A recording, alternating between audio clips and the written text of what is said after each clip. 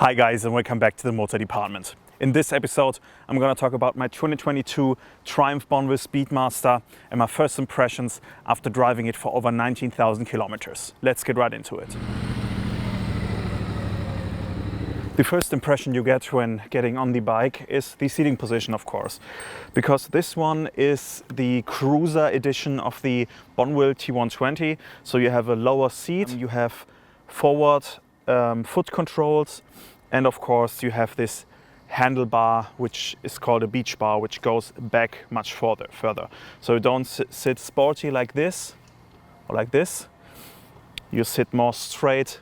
It feels very comfortable. The seat is super soft. The hands is a weird feeling at first because you are used to driving like this, so you have to move your wrist like this, but as you know, it can hurt over time. But these ones, you just have your hands normal like you would, and you just grab them and they are in the perfect position. When you turn the bike, it feels weird because you have to move your arms very close to your body at first, but after I drove this bike for 30 minutes, I got used to it, and now I really appreciate it on this bike. For people who don't have long legs like I do, it's a very comfortable position because you can get your whole feet on the ground easily, and you can control the bike very good that way. Another point that you see at first is the gauge. This is a point I don't really like because it's made out of plastic, and the Bonneville T100 has this exact same gauge, and this feels very cheap because this bike is usually made out of metal. Every detail, the front fenders, everything is made out of metal, but the thing you look at the most on this bike is made out of a cheap plastic, and I don't really understand why they didn't made something out of aluminum like on the T120. Because it looks much more luxurious, which would fit this bike, because there's a lot of chrome on here, which some people don't like. I really like it. And then you have this cheap plastic gauge cluster, which doesn't really feel right on this expensive bike. Okay, but let's start her right up and see how she drives. Okay, let's start her up. We have the key down here on the side. Very retro. Okay, first thing you notice, of course, is the exhaust sound. Don't know if you can hear it, but it has a really nice grunt and burble to it, which is one of the main things why I bought this bike, because when I test drove it for like an hour, I really fell in love at the first drive. Such a classic love story, and they lived happily ever after. But jokes aside, on the downshifts you have a nice burble to it. It's not so annoyingly loud or anything, but it just sounds so nice. And to be honest, in this time, to have a bike originally sound this good is quite amazing. As you have seen, maybe, I still couldn't resist buying the Jekyll and Hyde exhaust for it, but I have it on the closed setting now. Which means that it's basically stock sound for this video. But I waited because I have this bike for 3 years now. I've waited, I think, 1.5 years until I got the new exhaust, because really the stock exhaust is enough for this bike and sounds very beautiful. I don't know if you can read it right now, but we have the RPM down here. It's 1800, 1700 right now. So the bike is really torquey. It's the high torque motor of Triumph. and for my kind of driving it's quite perfect, because as you see I just revved up to 2800 RPM and the bike is pulling really nicely. As you can see, this bike really leans in the corners quickly and very well, and this is the special standpoint of this bike, because you have the big cruiser bikes, so the Harleys, the BMW R18 for example, and they weigh like 350-400 kilograms ready to drive, and they are quite long, and of course the rake of the front wheel is quite forward, so they are very much cruisers and cruisers only. And then you have the roadster bikes like the Triumph T120 or the Moto Guzzi V7 Stone, and those are much more nimble and quick around corners, and the Speedmaster is right in the middle, so you still can get into corners quite quickly, but you also have a very relaxed seating position and can do long drives very easily, because you do not have any pressure points on your wrists, for example, or on your feet, on your knees. You just sit like you would sit in a chair at home, or in a car seat for that matter. So how long you can drive a car is how long you can drive this Speedmaster on a road trip. And I do like myself some nice road trips. The longest day I had was like 9 hours on the Autobahn. It was horrible because I had to catch a boat, a ferry, and I was leaving too late, and then I had to power through. Of course it wasn't fun, but it was alright. It was doable on the Speedmaster. And yeah, you see I'm at 1600 RPM right now in 4th gear, and I can pull forward very easily. So you have the power of the engine where you need it, down low, if you want to cruise, if you do a lot of driving in the city. But then if you want to drive a little bit faster, you can do it. So for me this is the perfect middle between sportiness and cruisiness, if you can call it that way. And I can still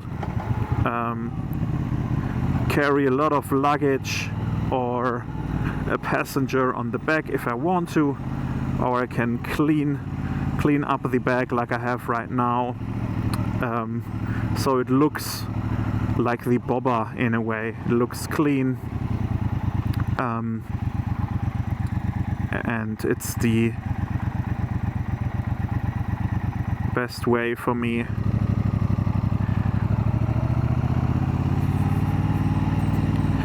So things you have here, you only have the gauge cluster with the speed, but then you have a small screen where you have all your other necessary informations. And you have 2 modes on this bike, rain mode and road mode. I use them like road mode is the sport mode and rain mode is the road mode. So I most often drive in rain mode because you still have the same power. There's just another mapping from the throttle. So when you drive in the city, which I do a lot, it's not so jerky, because in road mode, if you get on the gas slowly, it jerks forward a little bit because it wants to go quite aggressively, and you don't have that in rain mode. So I mostly drive in rain, even when it's dry, because when you pull the throttle, it still moves fast. And I will give you a sound clip from raw driving only with the exhaust sound, and there you will hear that when you downshift you have little burbles coming out of the exhaust.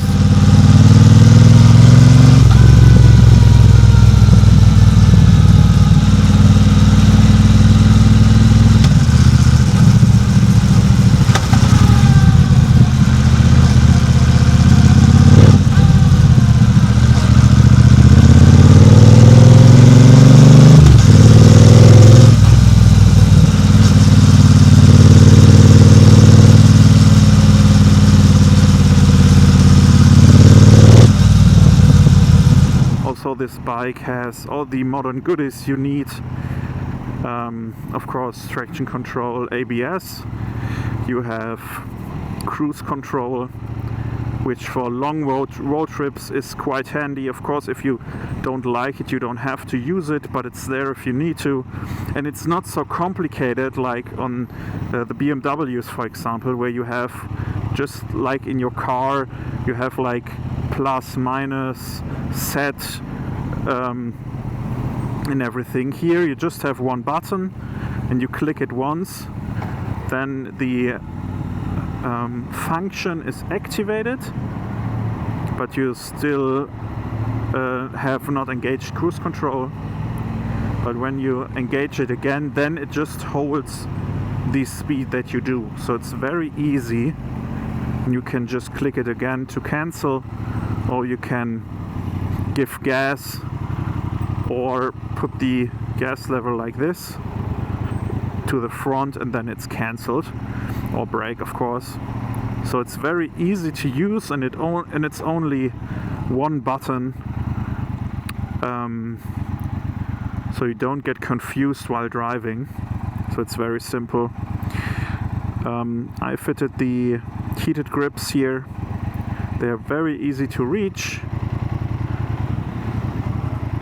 You have 2 stages, off, low and high, and they heat up real nice when it's cold outside. The tank is 12 liters, so realistically in my case it holds up for 200 kilometers of driving. I think the most I've done is 275 kilometers, but that was only on the highway with cruise control engaged, so very boring driving.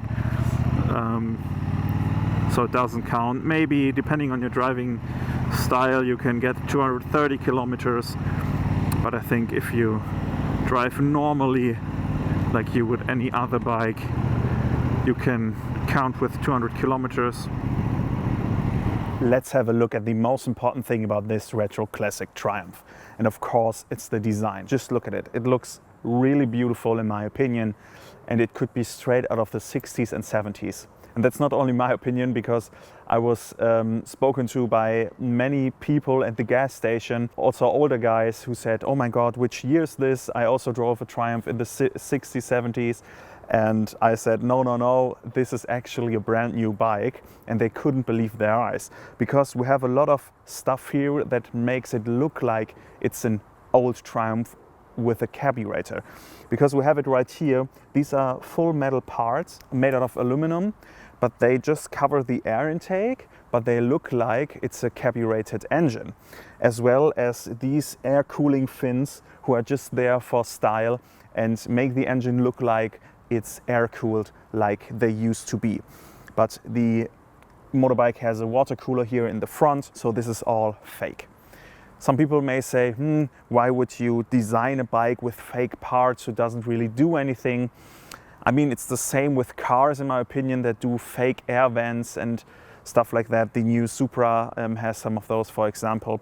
But if it makes the car or the motorbike look a certain way and it looks nice, in my opinion, it's all right. And this design language, as I said, is straight out of the 60s and 70s from Triumph. You can also see it here with the retro Triumph badge here on the tank. also held in chrome, as well as the tank filler cap, fully chromed out and looking very retro. The handlebars are chrome, the original mirrors are chrome, the rims are chrome, the original exhaust is chrome. So there are quite a lot of chrome pieces on this bike, but I think it really fits the design very well. And it's not too much, in my opinion, where there's only bling bling, because we have a lot of black parts and brushed aluminum as well. The next thing that really makes this retro classic stand out is the fake hardtail. Look, you see it looks like it's going straight through the rear tire, but we have a cut here that is hidden with this metal part, and you have a monoshock hidden under the seat, which works quite well. So you don't have the two shocks on the side like the T120 has.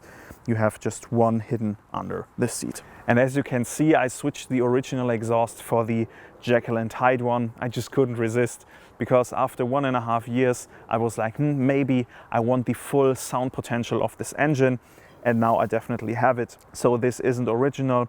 And as you can see, the tail is a little bit tidied up. Usually there's like a big chrome rail here, which I have deleted, and also chrome parts here. So I have just a cleaner, tidier rear of this bike. Another retro charm thing of this Speedmaster is that the key is down here at your legs. My first bike, which is from the 90s, also had it down there, so I'm quite used to it. And you have the luxury to not have your key dingling around here at the handlebars and at your display and damaging your tank or whatever.